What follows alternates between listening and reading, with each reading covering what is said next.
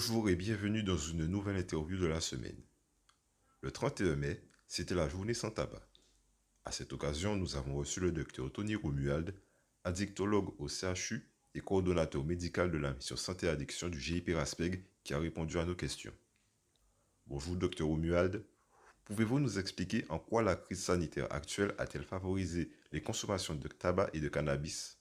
Alors, c'est vrai que cette crise qui dure depuis plusieurs mois, et voire peut-être plus d'une année maintenant, a été quand même à l'origine de pertes de repères multiples, hein, de nos repères habituels dans le travail, dans nos relations sociales, perte de travail, perte de nos loisirs habituels, nos détentes et nos moments importants ont été mis à mal.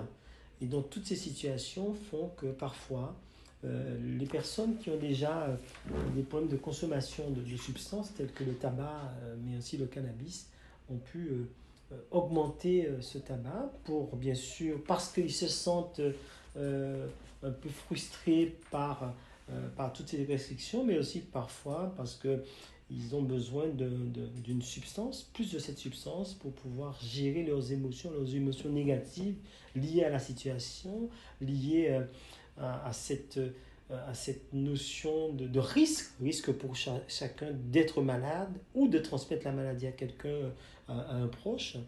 Donc toutes ces situations ont fait que l'individu a pu voilà, consommer du tabac et du cannabis pour tenter d'aller mieux et pour tenter d'être moins mal. Surtout quand il a pu à certains moments en plus être vraiment confiné chez lui. Quel a été l'impact de la crise sanitaire sur les addictions? Alors, l'impact sur les addictions, on en voit un impact majoritairement soit d'aggravation de situations d'addiction, où les personnes se sont mis à consommer beaucoup plus en étant chez eux, comme je viens de le dire, en absence par exemple, de leur sport. Euh, donc, augmentation des consommations, et ça, c'est l'effet le plus visible. Certaines personnes, pendant un certain temps, ont pu décrire une sorte de modification en sens inverse, c'est-à-dire une réduction, mais pour lesquelles la durée a fait qu'ils sont arrivés à réaugmenter leur consommation. Alors, euh, dans cette question, il faut voir aussi que des personnes qui n'avaient pas l'habitude de consommation excessive, mais de consommation plutôt occasionnelle et récréative, dans cette situation, encore une fois, que ce soit de confinement ou de restrictions multiples, ont eu à utiliser, à mettre des rituels notamment de consommation d'alcool, mais aussi de tabac, de cannabis, pour faire que ces moments à la maison soient vécus moins difficilement, de façon moins désagréable, euh, ces substances, bien sûr, modifiant la perception des moments passés. En dehors du contexte de crise de la COVID-19, quels sont les autres facteurs qui ont pu favoriser les consommations de substances? Il faut bien comprendre que toutes les personnes n'ont pas subi cette crise de la même manière, n'ont pas réagi de la même manière, ne l'ont pas vécu et ressenti de la même manière. Ça veut dire que finalement, en fonction des facteurs sociaux et des facteurs individuels, ont beaucoup joué pour faire en sorte que des personnes qui finalement n'étaient pas consommateurs le deviennent, ou des personnes qui étaient consommateurs déjà le soient un peu plus. Des personnes qui ont des maladies telles que des problèmes psychiatriques de santé mentale, notamment la dépression, les troubles anxieux, ces personnes ont plus été touchées par la crise que d'autres personnes qui n'avaient pas ce type de maladie. Ça peut être aussi le cas de tempérament, la recherche de sensations.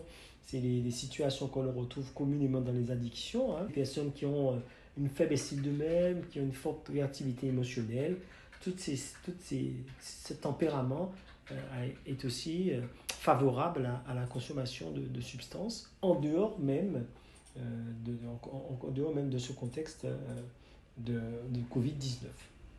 À côté de ce contexte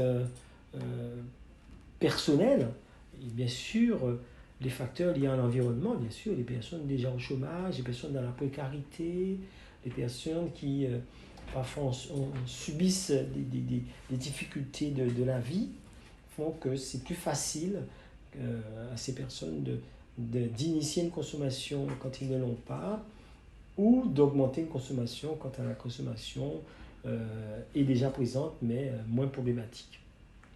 Donc il est bien sûr, dans cette question, comprendre que toutes les personnes n'ont pas été dans ces problématiques de consommation de tabac et cannabis, mais que certaines personnes, avec des facteurs de vulnérabilité personnels et sociaux, dans ce contexte particulier de Covid, ont modifié leur comportement ou instauré un comportement problématique pour lequel ils peuvent avoir du mal à gérer aujourd'hui et à le modifier en sens inverse, c'est-à-dire soit à réduire les consommations, soit à l'arrêter.